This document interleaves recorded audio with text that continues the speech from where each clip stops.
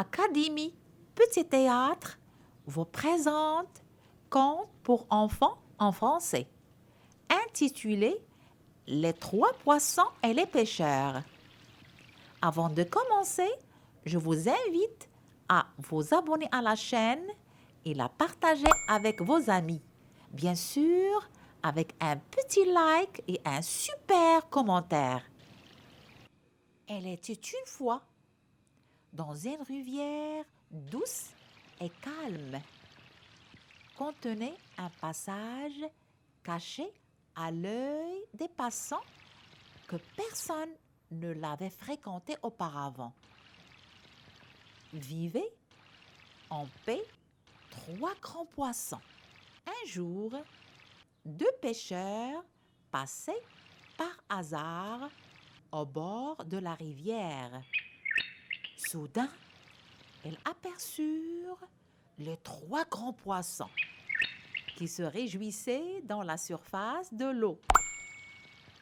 Hop, hop, les pêcheurs se promettaient de revenir munis de leur canne à pêche à la rivière et de pêcher ces trois grands poissons qu'ils ont vus.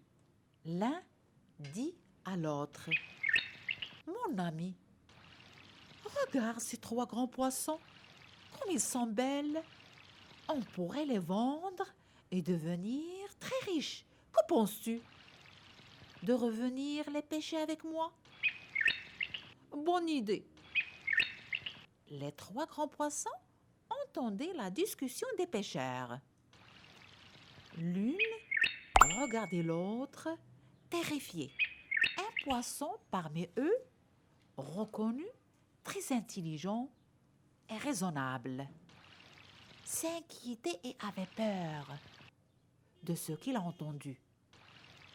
Prenez l'initiative, sortez par le petit passage caché qui relie la rivière au lac et changez de milieu de vie. Le deuxième, moins pensif, a dit: « Oh, j'ai raté l'occasion de s'enfuir et voici le résultat. » Il a vu les pêcheurs et immédiatement a su ce qu'ils voulaient. Il découvrit qu'ils ont fermé le petit canal par une barrière. Il a dit: « J'avais raté l'occasion. Que puis-je faire maintenant pour me sauver ?» Sachant que la décision prise dans les médias est souvent moins de chances pour réussir, il ajouta: « Mais il ne faut pas abandonner.